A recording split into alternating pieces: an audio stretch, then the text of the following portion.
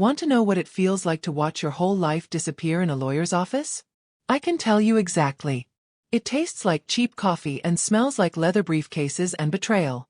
I was 23 years old, sitting in a conference room 3 days after my father's funeral, when Claudia, my stepmother, slid the will across the table with a smile that didn't reach her eyes. "Everything goes to me," she said simply. "The house, the business, the accounts. Your father changed his will 6 months ago. He wanted to make sure I was taken care of." I stared at the document. My father's signature sat at the bottom, shaky but real.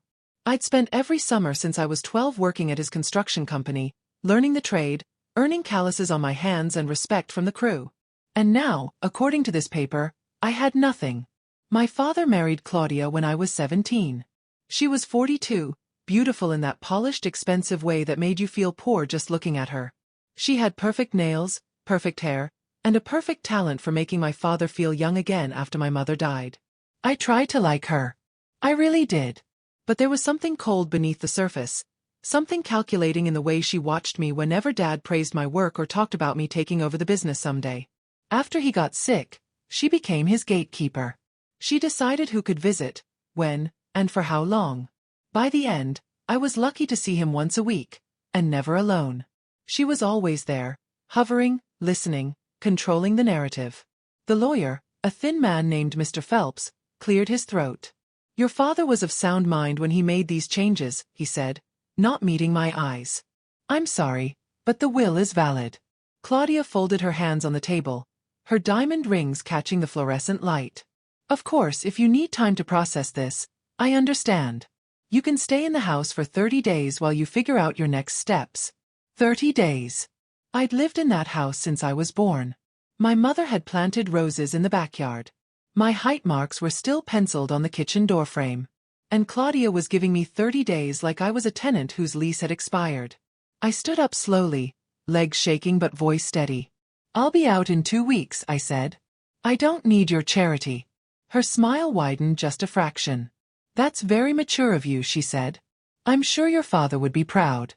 I walked out of that office, got into my car, and sat in the parking lot for 20 minutes. I didn't cry. I couldn't. The shock was too big, too suffocating. But as I sat there, something began to shift inside me. Not sadness. Not grief but anger. Cold, focused, patient anger. Claudia thought she'd won. She thought I was just a grieving daughter who'd pack up and disappear quietly. She had no idea who she was dealing with. My father had taught me how to build things, but he'd also taught me how to tear them down. I spent the next 72 hours in the public library, because Claudia had already changed the Wi-Fi password at home. I pulled every record I could find on her. Marriage licenses, property transfers, court filings. Claudia had been married 3 times before my father. 3 times. And each marriage had ended the same way. Wealthy older man dies, Claudia inherits everything, previous children get nothing. The pattern was so obvious it was almost boring. Her second husband's daughter had tried to contest the will and lost. The third husband's son had filed a lawsuit that was dismissed. But I wasn't them. I had something they didn't have. I had 4 years of working directly in my father's business. I knew the employees, the clients, the bank accounts, and the projects. And more importantly, I knew where my father kept his real records. When I was 16, Dad showed me his safety deposit box at First National Bank. "Just in case anything ever happens to me," he'd said, "you need to know where the important stuff is. The key is in my workshop, inside the red toolbox, taped under the bottom drawer." He'd made me memorize the box number. 307. I never thought I'd need that information. But now, sitting in the library with a notepad full of Claudia's suspicious history, I realized that the safety deposit box might be the only card I had left to play. The question was, what was inside it? And more importantly, could I get to it before Claudia figured out it existed? I waited until Tuesday afternoon, when Claudia had her standing appointment at the salon. She was predictable. She always spent at least 3 hours getting her hair done. I drove to the house, let myself in with my key, which still worked, and went straight to Dad's workshop in the garage. The red toolbox sat on the bench, exactly where it had always been. I opened it, removed the bottom drawer, and felt underneath. The key was there, wrapped in duct tape that had yellowed with age. I pulled it free, pocketed it, and left the house in under 5 minutes. If you're enjoying this, hit that subscribe button. Because what I found in that safety deposit box changed everything. First National Bank was quiet on a Tuesday afternoon. I walked up to the counter with the key and my driver's license. I need to access box 307, I told the clerk. She checked her computer, frowned slightly.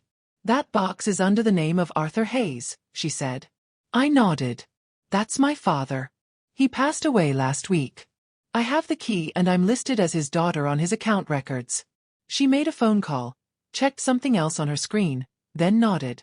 I'll need to see a death certificate. I'd brought it. I'd brought everything. 10 minutes later, I was alone in a small private room with a long metal box sitting on the table in front of me. My hands were shaking as I lifted the lid. Inside there were 3 things. A stack of letters, bound with a rubber band. A flash drive. And a sealed envelope with my name written on it in my father's handwriting. I opened the envelope first. Inside was a letter, dated 8 months before he died. My dearest daughter, if you're reading this, then I'm gone and things didn't go the way I hoped. I need you to know that the will Claudia has is not the one I wanted. She manipulated me when I was weak, scared me into thinking you didn't care, convinced me you were only interested in my money. By the time I realized what she was doing, I was too sick to fight her. But I'm not stupid, and I didn't leave you defenseless. The flash drive contains copies of all my real financial records, including transactions Claudia doesn't know I documented. The letters are from her previous husband's children. They reached out to warn me. I didn't listen, but maybe their stories will help you. I'm sorry I failed you. Please don't let her win. Love. Dad. I sat in that little room and cried for the first time since he died.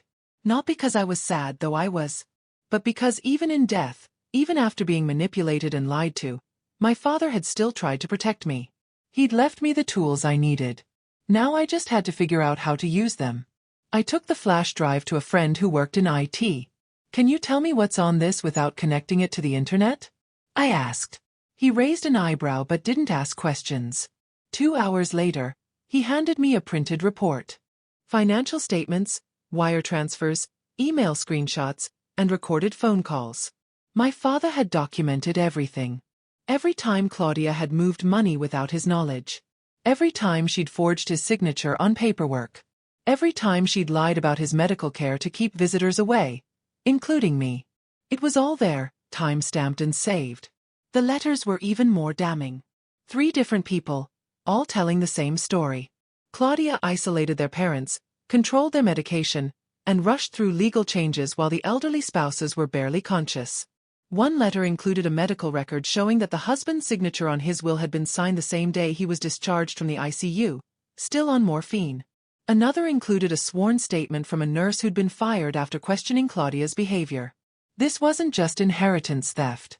This was a pattern. A system. And I had proof. But proof meant nothing if I couldn't get it in front of the right people.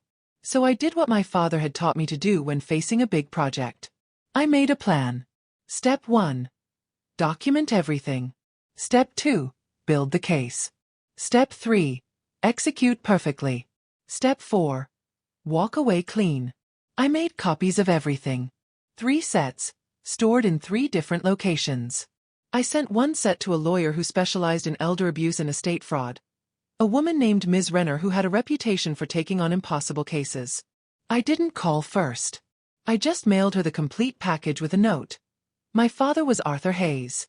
I believe he was coerced and manipulated into changing his will. I have evidence. Please call me. She called me 6 hours after the package was delivered. I've reviewed your materials, she said, her voice sharp and professional. This is significant. If even half of this is admissible, we have grounds to challenge the will and potentially file criminal charges. Are you prepared for what that means? A long, ugly legal battle. Your stepmother will fight back. She'll drag your father's name through the mud. Are you ready for that? I thought about my father, weak and confused in his final months, signing documents he didn't understand while Claudia whispered in his ear. I thought about the other families she'd destroyed. I thought about 30 days to vacate the house where my mother's roses still bloomed. Yes, I said. I'm ready. Ms. Renner's voice softened slightly. Good. Then let's bury her. We filed the challenge on a Monday morning. By Monday afternoon, Claudia's lawyer was calling, furious, demanding to know what evidence we had. We didn't tell him. We just filed motion after motion, subpoena after subpoena, pulling records from banks, hospitals, and witnesses. Claudia tried to stay calm at first. She sent me a text. "This is unnecessary. We can work something out." I didn't respond. Then the angry text started. "You're being selfish. Your father wanted this. You're spitting on his grave." I blocked her number. 3 weeks into the legal battle, the local newspaper picked up the story. Construction mogul's daughter challenges will, claims elder abuse. They interviewed me. I showed them the letters from the other families. I showed them the timeline of my father's decline and Claudia's control. I didn't show them everything, that was for court, but I showed them enough. The article went viral in our small town. Suddenly, people were talking. Former employees came forward with stories about how Claudia had tried to push me out of the business even before Dad got sick. Neighbors remembered how she'd stopped letting people visit. Even Dad's doctor carefully mentioned that he'd had concerns about the patient's decision-making capacity in his final months. The pressure was building, and Claudia was starting to crack. Her lawyer requested a settlement meeting. Ms. Renner and I sat on one side of the conference table. Claudia and her lawyer sat on the other. She looked different now. Thinner, paler, with dark circles under her eyes that even her makeup couldn't hide. Her lawyer spoke first. "My client is willing to offer a compromise. She'll split the estate 50-50. You get half of everything, including the business, and we drop all challenges. No admission of wrongdoing. Clean break." Ms. Renner looked at me. I looked at Claudia. She wouldn't meet my eyes. "No," I said. Claudia's head snapped up. "Excuse me?" "No compromise," I repeated. "I want the will overturned completely. I want every asset returned to my father's original estate plan, the one that left everything to me. And I want a full investigation into your actions." Her face went red. "You can't prove anything. Those documents could be fake." Ms. Renner slid a folder across the table. "These are sworn affidavits from 3 witnesses who saw you coaching your husband on what to say to his lawyer. This is a medical record showing he was on heavy pain medication when he signed the new will. This is a recording, legal in this state, of you threatening to withhold his medication if he didn't comply. And this is testimony from his previous nurse, who you paid off to stay quiet. We have 12 more pieces of evidence just like this. So no, Mrs. Hayes. We can prove everything." The room went silent. Claudia's lawyer was staring at the folder like it might explode. Claudia herself had gone completely still, her hands clenched in her lap. Then she did something I didn't expect. She laughed. A short, bitter, angry sound. "You think you're so smart," she hissed. "Just like your father. Always so self-righteous. He was a fool. A sick, weak fool. And you're just a child playing dress-up." I leaned forward. "I might be a child," I said quietly, "but I'm the child who owns your entire future right now. You're done, Claudia. Not just here. Everywhere. Because once this goes public, once those other families see that someone finally beat you, they're going to come forward too. And you'll spend the rest of your life in courtrooms and maybe prison. So here's my offer. You sign over everything today. You admit in writing that you coerced my father. You leave this town and you never contact me again. Do that, and I'll recommend the district attorney accept a plea deal instead of pursuing felony charges. Refuse, and I'll make sure you lose everything, including your freedom." Her lawyer put a hand on her arm, but she shook him off. She stared at me for a long moment, hatred burning in her eyes. Then, slowly, she nodded. "If you're still watching, drop a like. This is where it gets really good." The paperwork took 6 hours to finalize. Claudia signed everything, her hand shaking with rage. The house, the business, the bank accounts, all returned to my name as the rightful heir. She also signed a confession, carefully worded by Ms. Renner to avoid self-incrimination but clear enough to prevent her from ever challenging the agreement. By 8 p.m., it was done. Claudia stood up, grabbed her purse, and walked toward the door. She paused, looked back at me one last time. "You'll regret this," she said. Her voice was empty, hollow. "No," I said. "You will." She left. I never saw her again. Ms. Renner told me later that Claudia moved to another state within a week. But the story didn't end there. Two of the families from those letters reached out to me. They reopened their cases using my evidence as precedent. Both won.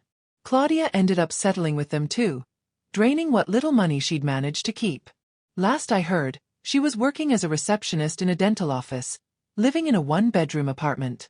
Karma has a sense of timing. I moved back into my father's house, my house now, the day after the settlement was finalized. I walked through the rooms slowly, touching the furniture, looking at the photos on the walls.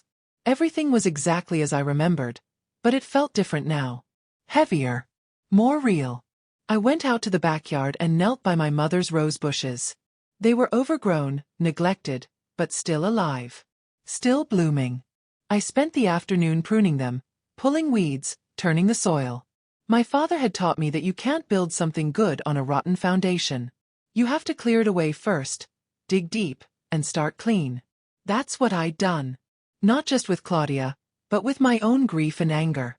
I'd cleared away the rot. Now I could rebuild. The construction company was a mess.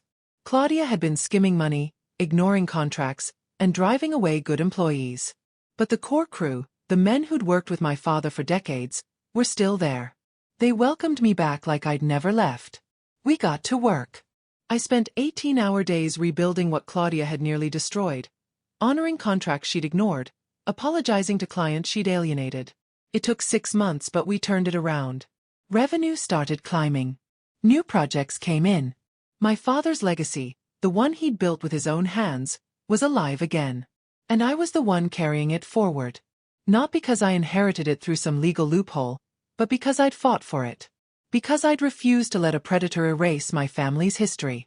Because I'd learned that sometimes the only way to honor the dead is to fight like hell for the living. A year later, I was standing in the same conference room where Claudia had smiled and told me I had nothing. But this time, I was there for a different reason. Ms. Renner had helped me establish a foundation, the Arthur Hayes Foundation for Elder Protection. We provided free legal services to families dealing with suspected abuse or inheritance theft. We trained social workers, educated seniors about their rights, and funded investigations into suspicious estate changes. In our first year, we helped 23 families. 12 of them successfully challenged fraudulent wills. 5 cases resulted in criminal charges. And every single one of them sent me letters thanking me, telling me I'd given them hope when they thought they had none. That's what revenge really looks like. Not destruction. Construction. Building something good from the ashes of something evil. I still visit my father's grave every Sunday. I tell him about the business, about the foundation, about the lives we've changed.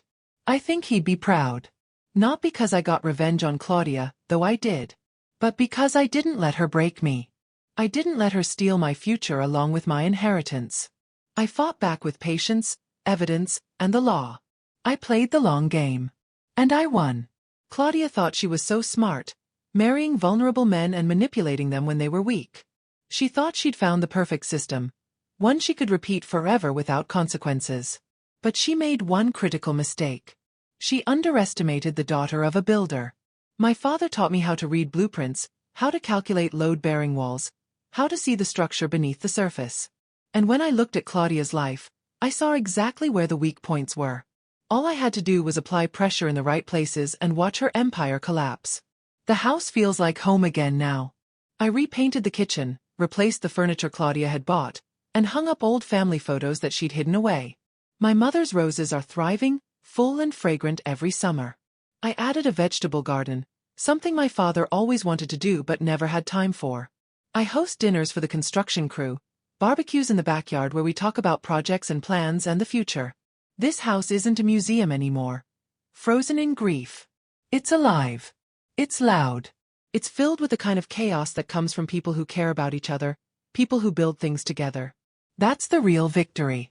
Not the money, not the legal win, not even watching Claudia lose everything she'd stolen. The real victory is this. I'm happy. I'm building a life my parents would be proud of.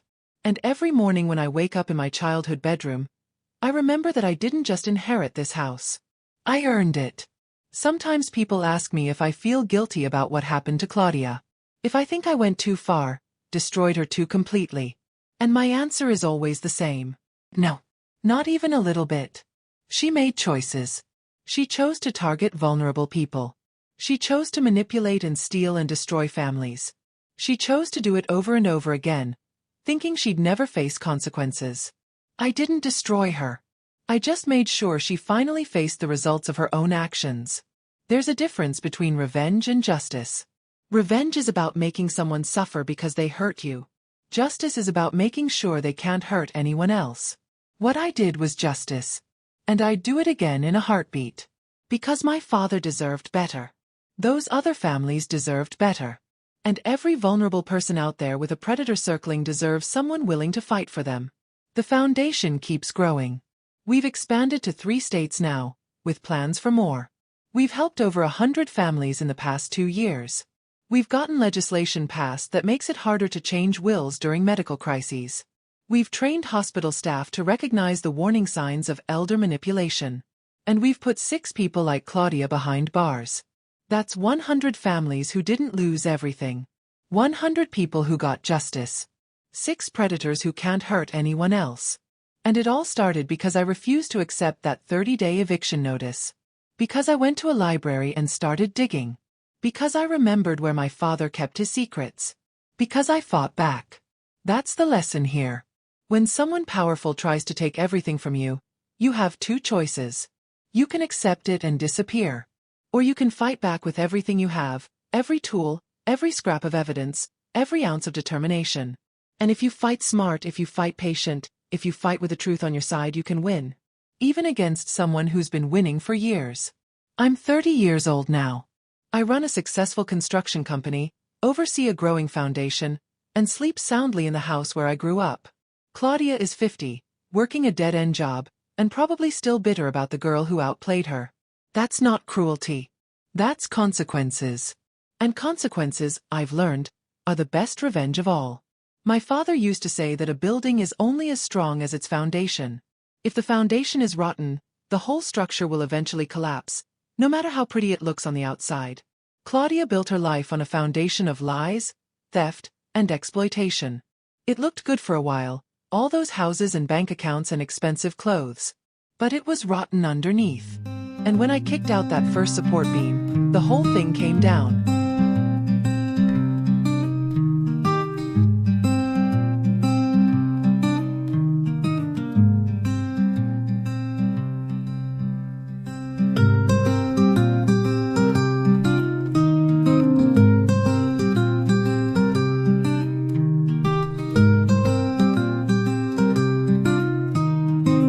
I didn't have to work hard to destroy her. I just had to expose the truth and let gravity do the rest. So here's what I want you to take from this story. If someone tries to steal your inheritance, your dignity, your future, don't go quietly. Document everything. Find the proof. Build your case brick by brick, just like you'd build a house. And when you're ready, when your foundation is solid and your evidence is airtight, strike hard and strike smart. Don't settle for half. Don't accept compromises with thieves. Take back everything they stole and make sure they can't do it to anyone else. That's not being vindictive. That's being strong. And strength, real strength, isn't about muscles or money. It's about refusing to be a victim. It's about standing up when everyone expects you to stay down. It's about fighting back even when the odds look impossible. Because sometimes, the impossible is just difficult in disguise. And difficult is something you can overcome with patience, planning, and the truth. The last time I drove past the salon where Claudia used to get her hair done, I slowed down and looked in the window. Part of me wondered if I'd see her there, getting the same overpriced highlights, pretending nothing had changed. But of course she wasn't there. She couldn't afford it anymore. She was probably in whatever new town she'd run to, already sizing up her next target, already perfecting her sympathetic smile and her sad widow routine. But this time, there's a paper trail.